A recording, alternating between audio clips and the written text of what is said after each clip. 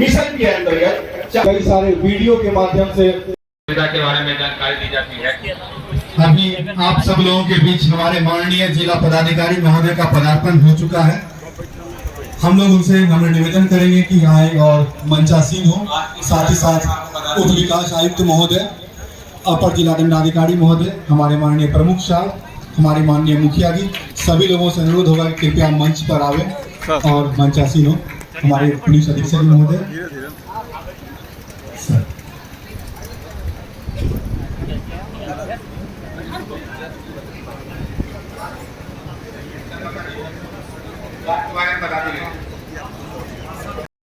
व्यवस्था के बारे में बताना चाहूंगा। जो दो योजना है सरकार की, पहली योजना हम लोगों ने जितने भी थाने हैं उन सब में एक महिला सहायता केंद्र की शुरुआत की है। महिला सहायता केंद्र को हम लोग महिला हेल्प डेस्क भी कहते हैं। ये जो योजना है इसमें हर थाने में एक महिला पदाधिकारी हम लोगों ने डेडिकेटेड रूप से दिया हुआ है। उसका कर्तव्य ये है कि वो 24 घंटे कार्यरत रह करके अगर कोई महिला थाने पे आती है और उसकी कोई शिकायत है, कोई उसकी कंप्लेंट है, तो उसको ऐसा माहौल हम लोग दें थाने के अंदर कि उसको ऐसा ना लगे कि कोई हमारी बात सुनने के लिए नहीं है। अगर एक महिला की कोई कंप्लेंट होती है तो थाने में महिला पदाधिकारी उसकी बात सुनती है, उसकी सहायता करती है और जो भी उसकी हर संभव प्रयास करती है कि जो उसकी उचित सहायता हो वो करे। आज सुबह ही मैं जब भोसवरी थाना पे आया तो मैंने देखा एक महिला आई हुई थी थाना पे अपनी कुछ कंप्लेंट लेकर के, और जो भोसवरी थाना में महिला ऑफिसर है, महिला पदाधिकारी है जो कि महिला हेल्प डेस्क को संचालित करती है, वो उनकी बात सुन रही थी और उनकी जो कंप्लेंट थी उस पर त्वरित कार्रवाई करते हुए जो उचित था वो कर रही थी। तो वो देख के मुझे लगा कि इसका बहुत अच्छे ढंग से यहाँ पे हम लोग चला रहे हैं और यहाँ पे जितनी महिला है भोसवरी प्रखंड की वो इस चीज का लाभ उठा सकती है, निसंकोच थाने में जाकर के अपनी बात रख सकती है। दूसरी जो योजना है वो बहुत ही इम्पोर्टेंट, बहुत ही महत्वपूर्ण योजना है। ये डायल 112 है। 112 एक ऐसा नंबर है जिसको आप किसी भी आपातकालीन अगर आपको स्थिति में है, अगर आपको इमीडिएट सहायता चाहिए है पुलिस की या और किसी इमीडिएट सहायता चाहिए है तो आप 112 नंबर डायल करें। 112 नंबर डायल करने से वो आपके पास जो 112 की गाड़ी है वो तुरंत आपके दरवाजे पे पहुंचेगी और जो उचित सहायता है वो आपको देगी। इसमें थाने का कोई रोल नहीं है। इसमें 112 नंबर पे आप डायल करेंगे, वहाँ पे कंप्यूटराइज आपको कंप्लेंट दर्ज की जाएगी। कंप्यूटराइज कंप्लेंट दर्ज करने के बाद वहाँ से कंप्लेंट यहाँ पे आएगी थाना में और यहाँ से 112 के ऑफिसर अपना फोर्स लेकर के त्वरित कार्रवाई करने के लिए आपके दरवाजे पे आपके पास पहुंचेंगे। इसमें मैं आपको बताना चाहूंगा कि जो 112 है उसमें जो भोसवरी थाना में 112 है, ये इसमें जो आपके पास पहुंचने का जो औसतन समय है वो 11 मिनट से कम है। तो और हम अभी और भी कोशिश कर रहे हैं कि इसको हम लोग और भी इम्प्रूव करें और भी इसको अच्छा करें। तो 11 के मिनट के अंदर आपके पास अभी पहुंच रही है और भी आगे चल के और भी गाड़ियां होंगी 112 की, और भी हमारे पास पदाधिकारी और फोर्स होगा जिसके चलते हम इस तरह की मदद आप तक पहुंचा पाएंगे। धन्यवाद।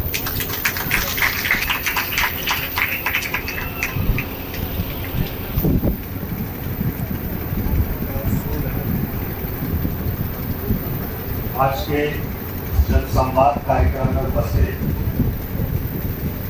पुलिस अधीक्षक महोदय, उप विकास आयुक्त महोदय, यहाँ उपस्थित माननीय प्रखंड प्रमुख भोसवरी,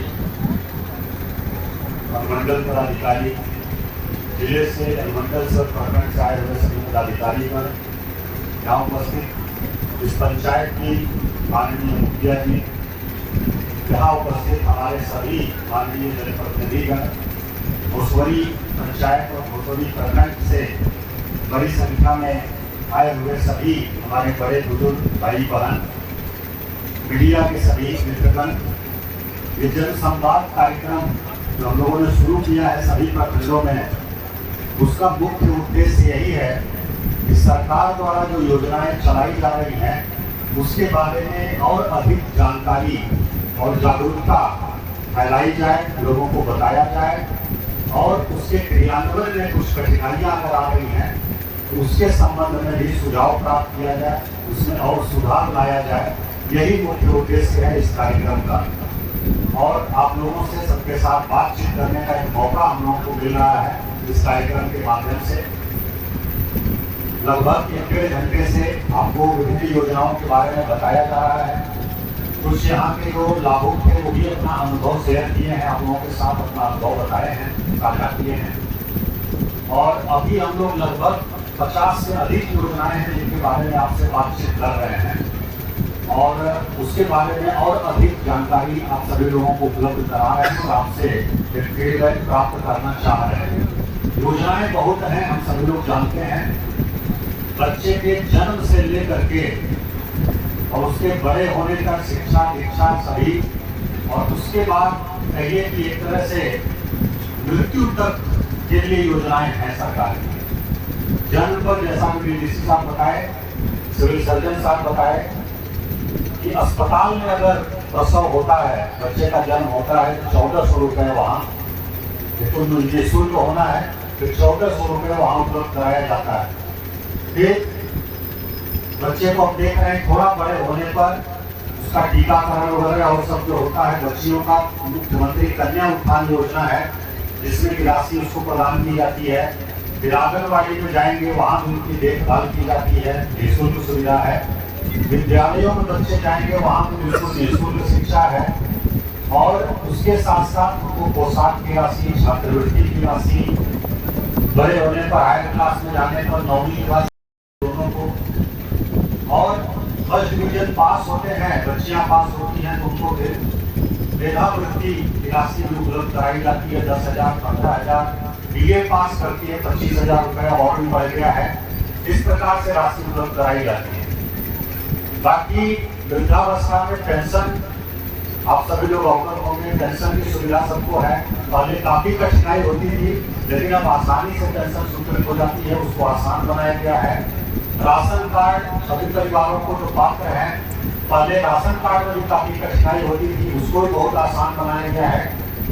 इस प्रकार से विभिन्न प्रकार की योजनाएं संचालित हैं, कल्याण से संबंधित भी, लोगों के विकास से संबंधित भी, क्षेत्र के विकास से संबंधित भी। इसी को हम लोग इसके बारे में और अधिक आप सभी लोगों को जागरूक करने आए हैं। कहीं कोई कमी है आप जानते रहेंगे, जानकारी ही सबसे बड़ी ताकत होती है। आप जानते रहेंगे उसका लाभ जरूर ले लेंगे, यही इसके पीछे उद्देश्य है। और अभी जो कुछ समस्याएं बताई गई हम लोग संज्ञानकारी है, मानवीय क्षेत्र की कुछ पर काम हो रहा है, उसको हम लोगों ने नोट किया, उस पर हम लोग काम शुरू करेंगे। और विकास तो हम लोगों का है, ये आप सभी लोग जानते हैं, निरंतर चलने वाली प्रक्रिया लगातार चलता रहता है। कुछ समस्याएं होती हैं, उनका समाधान होता है, फिर कुछ नई चुनौतियां, नई समस्याएं आती हैं, उनमें सभी लोग मिलजुल करके लगते हैं। हम लोग कल्पना करें कि कुछ समय पहले 15-20 साल पहले लगभग बिजली की क्या स्थिति थी गाँव में, 1 घंटे 2 घंटे आती थी, सबके घर में टीवी नहीं, डिबरी से लालटेन से हम लोगों को काम सबका चलता था। हम लोगों के भी गाँव में वैसी स्थिति थी। अब की स्थिति में हम लोग देखें तो लगभग हर घर में बिजली पहुंच गई है। और पहले 1-2 घंटे के लिए बिजली आती थी, कई बार तार ठीक नहीं है, बहुत दूरी है, वोल्टेज ठीक नहीं रहता था, बस थोड़ा जलता था, वोल्टेज ठीक नहीं रहता था, यही समस्या आती है।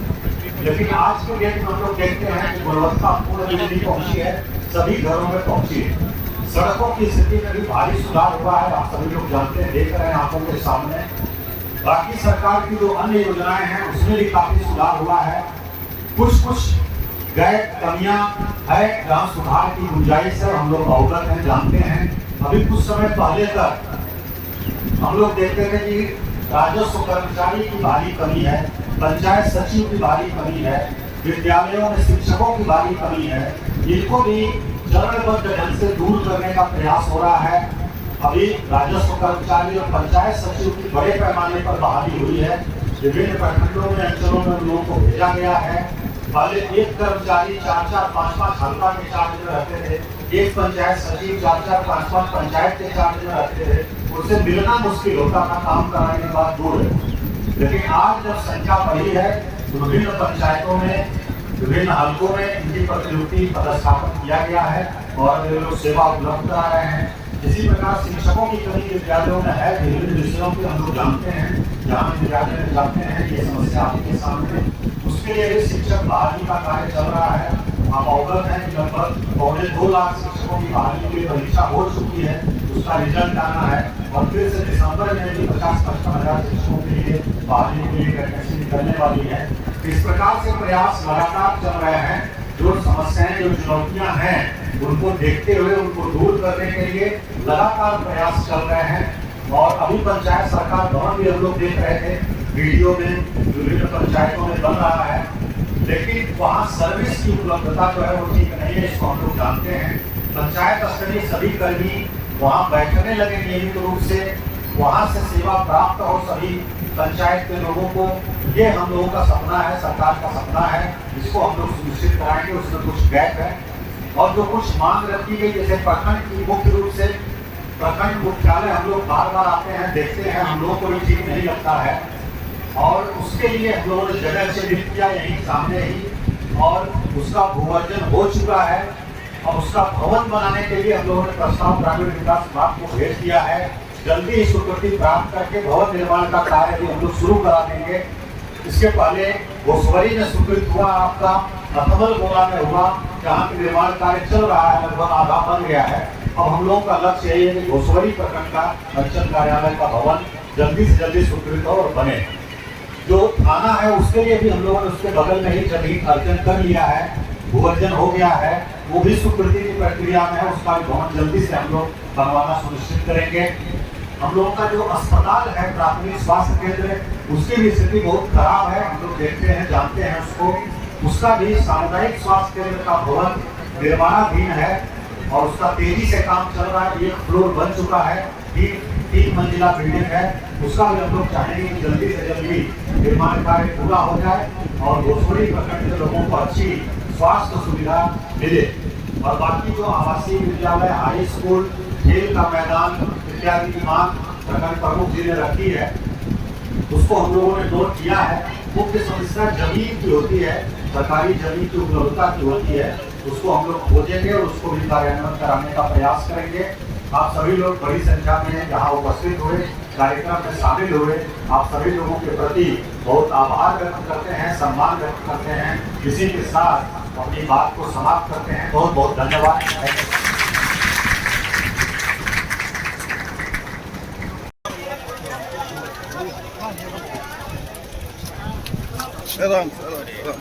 सॉरी कोई बात नहीं।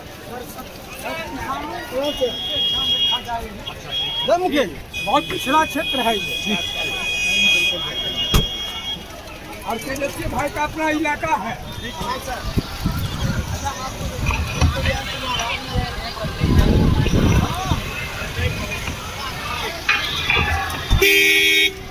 नमस्ते सर।